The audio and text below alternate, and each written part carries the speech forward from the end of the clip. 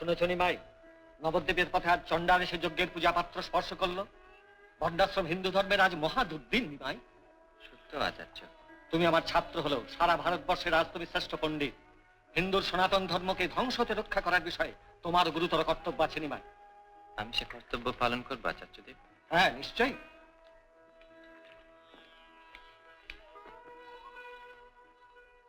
কি আসছেন শিবলি? কে রে? বামুন, বামুন! তারা তোরা। আমরা চাঁড়াল, সরে যাচ্ছি, সরে যাচ্ছি।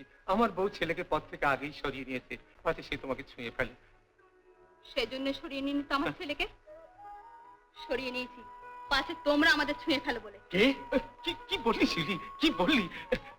অপরাধ নিও না দেবতা, অপরাধ নিও না, অপরাধ নিও না। সর্বনাশ হবে, তোদের সর্বনাশ হবে। হয় ঠাকুর। আমি বাড়ি যাচ্ছি বেনুকে নিয়ে। আচ্ছা।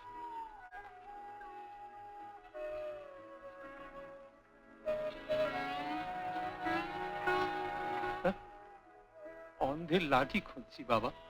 ও, এই নাও লাঠি। আমি চাঁড়াল, তুমি আলগা আমার হাতে ফেলে দাও। না,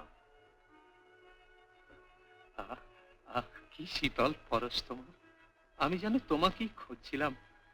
তুমি কে ঠাকুর? ত্বমেব মাতা চ পিতা ত্বমেব বন্ধুশ্চ সখা ত্বমেব ত্বমেব বিদ্যা দ্রবিণং ত্বমেব ত্বমেব সর্বং মম দেব দেব। কি শ্রীপাদ ঈশ্বরপুরী! আপনি হঠাৎ শ্রী বৃন্দাবন পরিত্যাগ করে নবদ্বীপে? আচার্য, গুরু মহারাজ শ্রী শ্রী মাধবেন্দ্রপুরী যে মন্ত্র বীজ দিয়ে গেছেন তা যজ্ঞক্ষেত্রে বপন না করা পর্যন্ত চন্দন ভারবাহী কর্তব্যের মতো আমি ঘুরে বেড়াচ্ছি। কার জন্য বৃন্দাবন ছেড়ে এই শুষ্ক পাণ্ডিত্যের মরুভূমিতে ছুটে এলাম জানি না। নবদ্বীপ প্রবেশের পথে দেখা হলো শ্রীপাদ নিত্যানন্দ অবধূতের সঙ্গে। মুখে কৃষ্ণ নাম, চোখে প্রেমাশ্রু। বললেন শ্রীকৃষ্ণের বৃন্দাবন ছেড়ে তিনিও এলেন এই নববৃন্দাবন।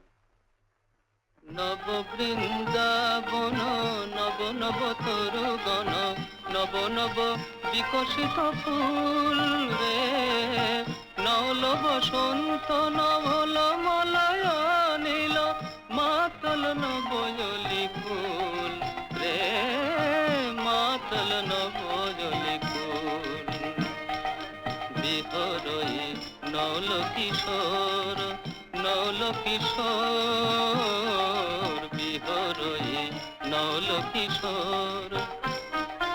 কালিন্দী পুলিন কুঞ্জ নব শোভন, কালিন্দী পুলিন কুঞ্জ নব শোভন, নব নব প্রেম বিভোর রে, নব নব প্রেম বিভোর।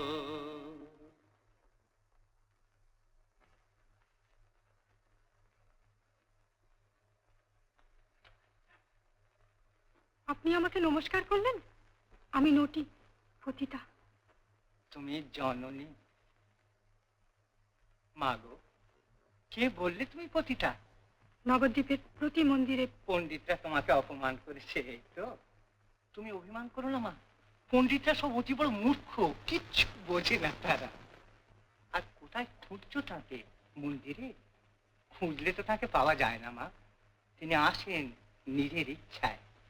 তিনি আসবেন, তিনি এসেছেন মাগো। ঠাকুর, শ্রীরামচন্দ্রের পথ খবরই কতদিন অপেক্ষা করেছিলেন? ও তা অনেক দিন মাগো, প্রায় এক যুগ হবে। পেয়েছিলেন তো? নিশ্চয়ই পেয়েছিলেন মা, সবাই পাবে। আমি আসি সবদি।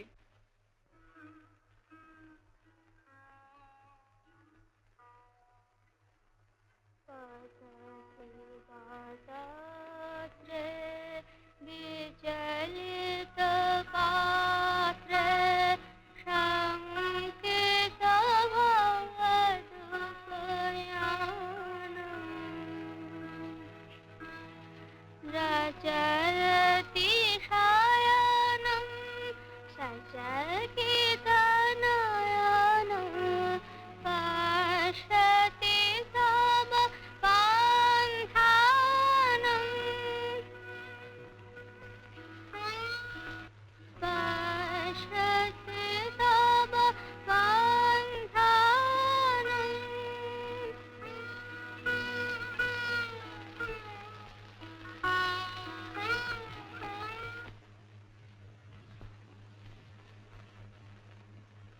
এত দেরি করে বাড়ি ফেরো কেন?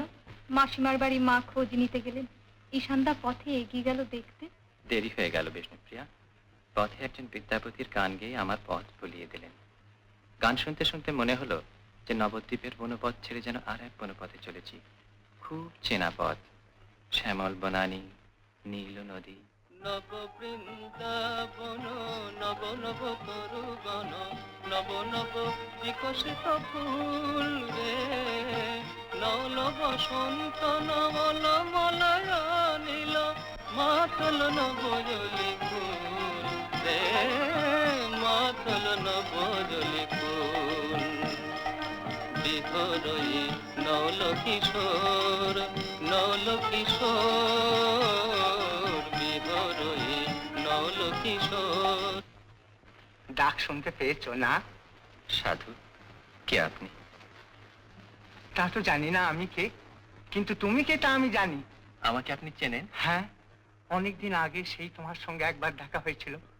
নীলপদ্ম পূজিত সেই চরণস্পর্শে তোমার, তুমি উদ্ধার করেছিলে, পাষাণে প্রাণ জেগেছিল। সাধু, কাকে কি বলছেন আপনি? আমি শোনো শোনো, আর একদিন সেই যমুনার তীরে আমি তোমাকে বলেছিলাম, ভজ কৃষ্ণ নিধিং ব্রজরাজ সুতম। মহাত্মন, আপনি কৃষ্ণ ভক্ত, আপনার চোখে সবই কৃষ্ণ। এড়িয়ে যাচ্ছ যাও, কিন্তু বলতে পারো কার জন্য আজ ঈশ্বরপুরী বৃন্দাবন থেকে ছুটে এসেছেন? কেন আজ তোমায় দেখে বাতাস হলো মধুময়, সিন্ধু কেন মধুবিন্দু ঝরায়? মধুবাতারিতায়তে মধুক্ষরন্তি সিন্ধবা, মাধ্বীর্ন সন্তোষধি মধুনক্তমুতোষসো, মধুমত পার্থিবং রজঃ। ত্রিবেদী ঠাকুর, আপনি জানেন বাংলার শেষ স্বাধীন রাজা সুবুদ্ধি রায় রাজ্যচ্যুত হয়ে দেশত্যাগ করবার পূর্বে তাঁর এক অসমাপ্ত ব্রত উদযাপনের ভার আমায় দিয়ে গেছেন। শ্রেষ্ঠ নিষ্পাপ কোনো ব্রাহ্মণকে সহস্র পদ্ম দিয়ে পূজা করে সে ব্রত উদযাপিত হবে।